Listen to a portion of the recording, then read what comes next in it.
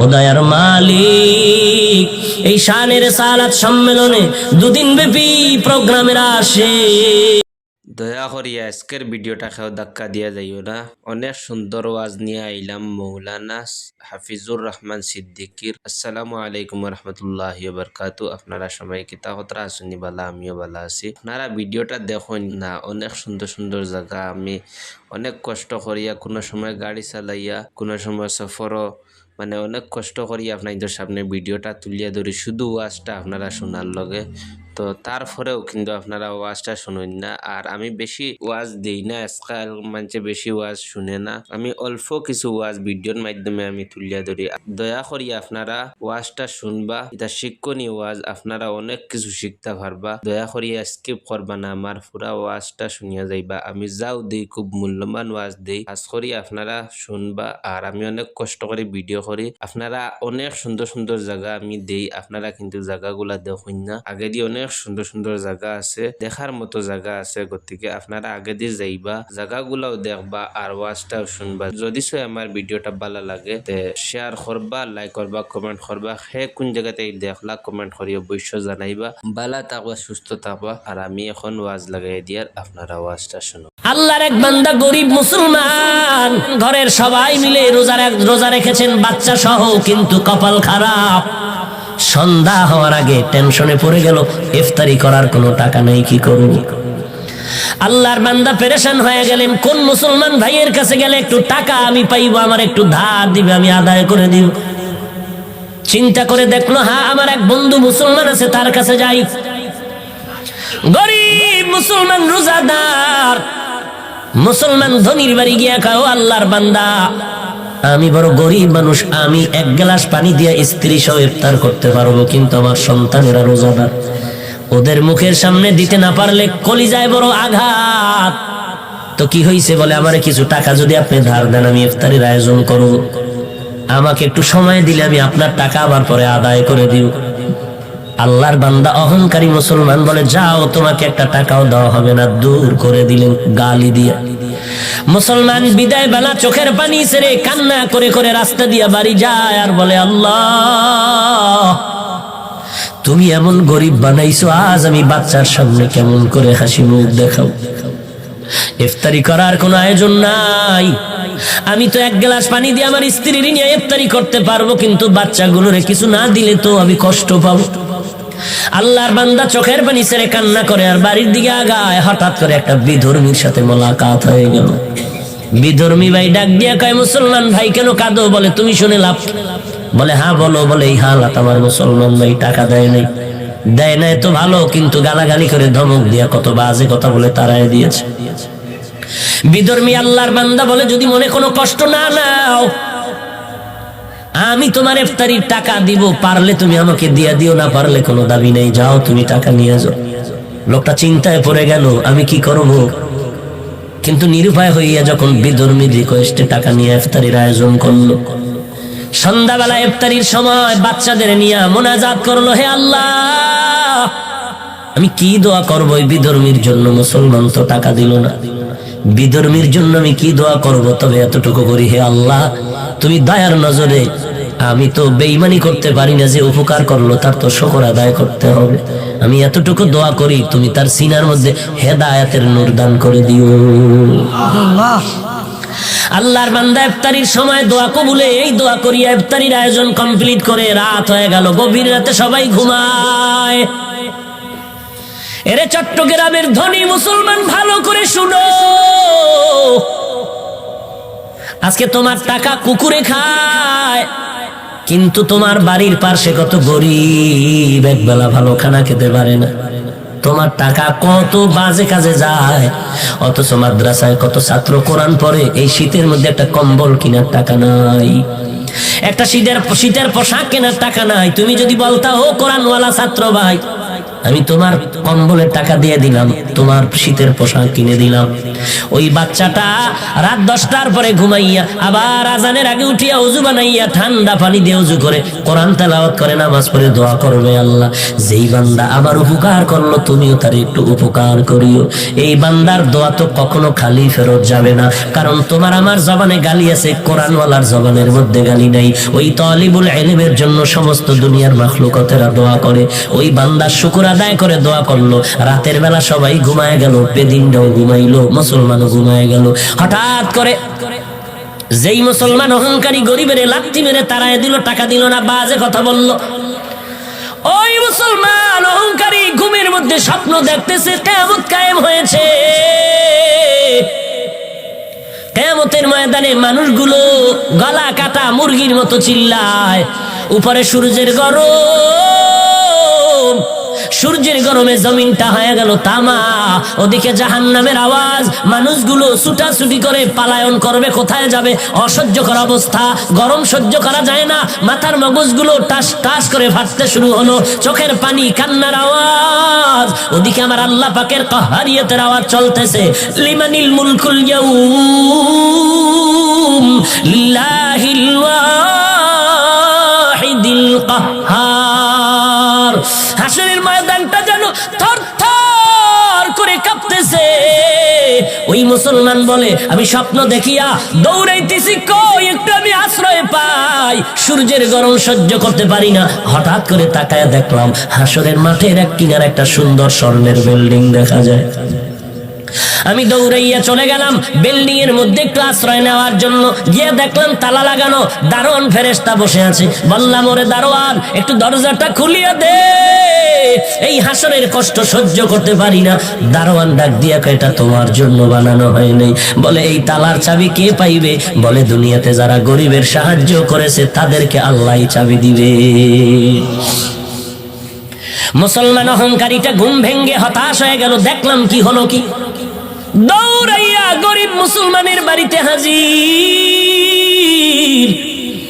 মুসলমানের গিয়ে কয়, মাফ করে দে, কত টাকা চাও? বলে, এখন আর হবে না, 1 টাকাও চাই না, টাকা লাগবে না। বলে, গতকাল ইফতারির কেমনে আয়োজন হয়েছে? বলে, শুনে কি লাভ হবে? বলে, বলো। বলে, আমার এলাকার পাশে এক বিধর্মী আমার ইফতারির আয়োজনের টাকা দিয়েছে। বলে, টাকাটা তুমি ফিরায় দাও। বলে, আমি পারবো না, সে টাকা নিবে না বলেও আওয়াজ দিয়েছে। মুসলমান পাগলের মতো দৌড়াইয়া বিধর্মীর বাড়ি চলে গেল অহংকারী। বিধর্মীরে গিয়ে কয়, ভাই, গতকাল তুমি নাকি মুসলমানের ইফতারির টাকা দিয়েছো, নাও তোমার টাকা বাড়ায় যা চাও আমি দিতে রাজি। বলে, কারণটা কি? আমি এখন টাকা নিব না, নেওয়ার জন্য আমি তো উদ্গ্রীব হই নাই, আমি টাকা নিতেও চাই না, পারলে দিবে, না পারলে নাই। বলে, নাও। বলে, না, এত পাগল হয়েছো, এই পাগলটা যদি কালকে হইতি কপাল খুলতো। এখন বিল্ডিং দেইখা পাগল হয়েছো, এখন আর ওই বিল্ডিং তোমার কপালে আর নাই। মুসলমান আরো আশ্চর্য হয়ে গেল, বিল্ডিং দেখলাম আমি, বিধর্মী কেমনে ঘরের মধ্যে খবর পাইলো হাসরের মাঠে? এই বিধর্মী ভাই, কেমন করে খবর পেয়েছ? বিধর্মী ডাক দিয়ে কয়, আর আমারে বিধর্মী কয়া ধাক্কা দিস না রে মুমিন রে।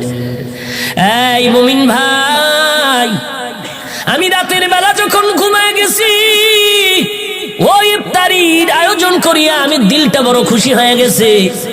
জানি না সে আমার জন্য কি দোয়া করেছে। রাতের ঘুমের ঘরে আমি তাকাইয়া দেখি মদিনার পয়গম্বর হাজির। মায়ার নবী এসে আমার সামনে এসে আমার হাতটা ধরে কয়, আর ঘুমাইয়া থাকিস না, ও জাহান্নামের আগুনে কেমন করে তুই জ্বলবি। আমারে মায়ার নবী হাত ধরিয়া কালিমা পড়াইয়া হাতটা ধরিয়া কয়, দেখ তুই গরিবের কি সাহায্য করেছো, আমার আল্লাহ এত খুশি। তাকায় দেখ, মরণের পর আল্লাহ তোর জন্য একটা সুন্দর বিল্ডিং বানায় রাখছে, বালাখানা।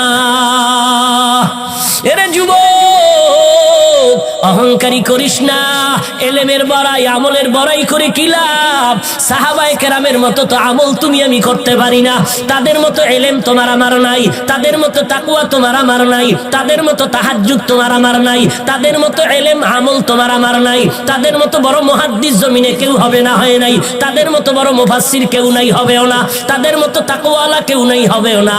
এরপরে তাকায়া দেখো সাহাবায়ে কেরামের মধ্যে আবার 10 জন সাহাবা জান্নাতের সুসংবাদ পাইলেন।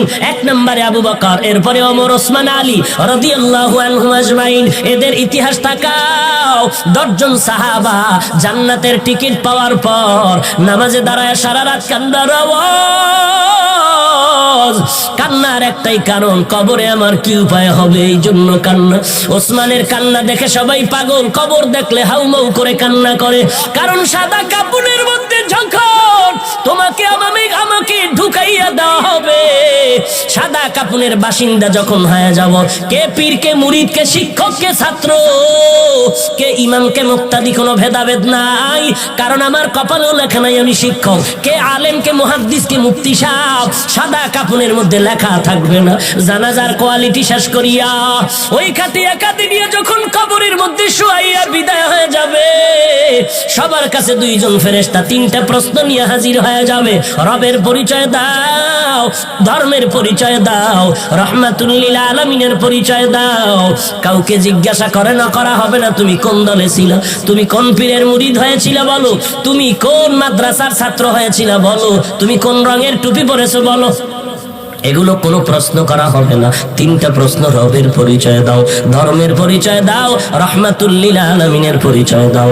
তারাই কবরে গিয়া জবাব দিতে পারবে যারা দুনিয়াতে রবের গোলামির রশিটা গলায় লাগাইছে। এরা কবরে গিয়া বলবে রব্বি আল্লাহ, আমার একমাত্র রব হলেন আমার আল্লাহ। আমি আল্লাহকে বেজার করে কোনো কাজ আমি করি নাই, আমি আল্লাহর রাজির বাইরে কোনো দিন কি দিনিয়াল ইসলাম, আমার ধর্ম একমাত্র ইসলাম, ইসলাম ছাড়া কোনো ধর্মের চিন্তাও অন্তরে আনি নাই।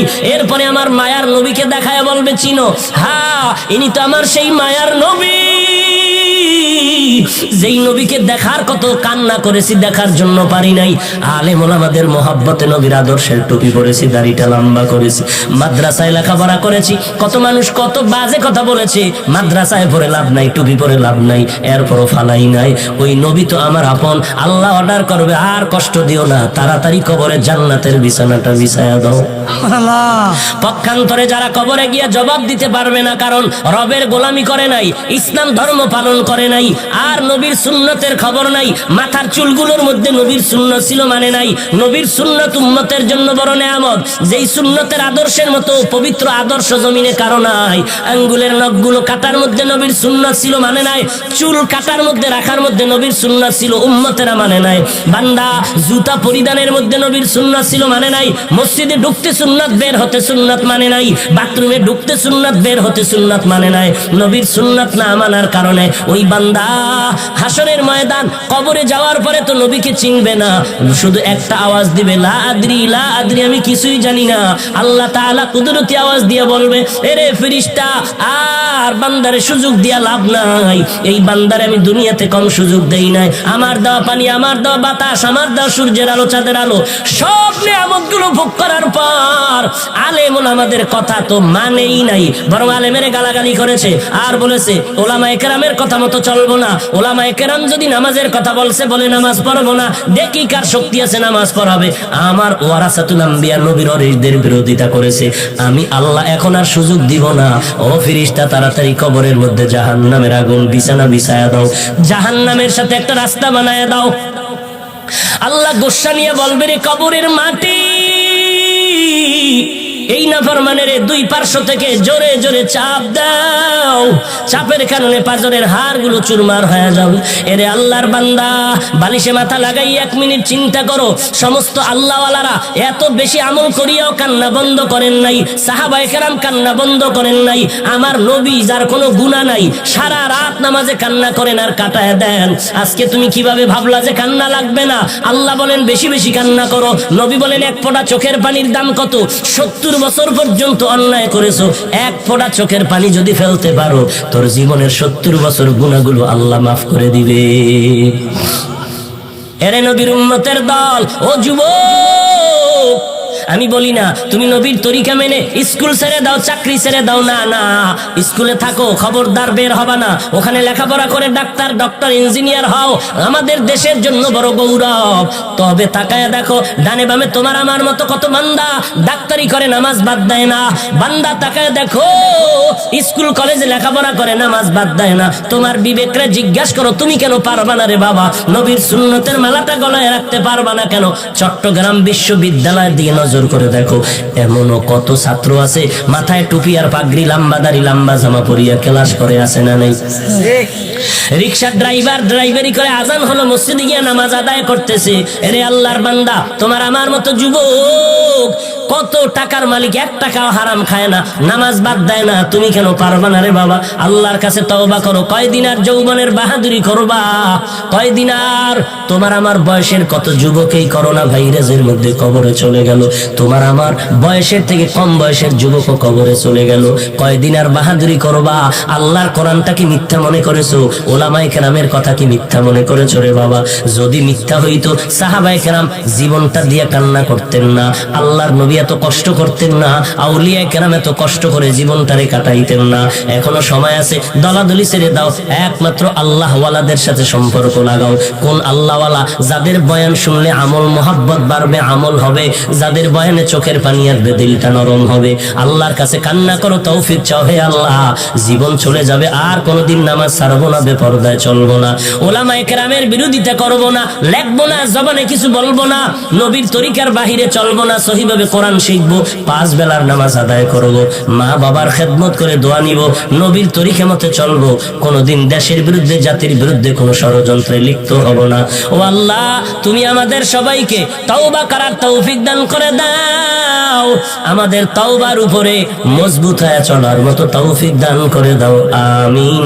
আলহামদুলিল্লাহি রাব্বিল আলামিন, ওয়াসসালাতু ওয়াসসালামু আলা সাইয়্যিদিল আমবিয়া ওয়াল মুরসালিন ওয়া আলা আলিহি ওয়া আসহাবিহি আজমাইন, ইয়া আরহামার রাহিমিন, ইয়া আরহামার রাহিমিন, ইয়া আরহামার রাহিমিন, রব্বিরহামহুমা কামা রব্বায়ানি সগীরা, রব্বিরহামহুমা কামা রব্বায়ানি সগীরা। আল্লাহুম্মা ইন্নাকা আফুউন তুহিব্বুল আফওয়া ফা'ফু আন্নি।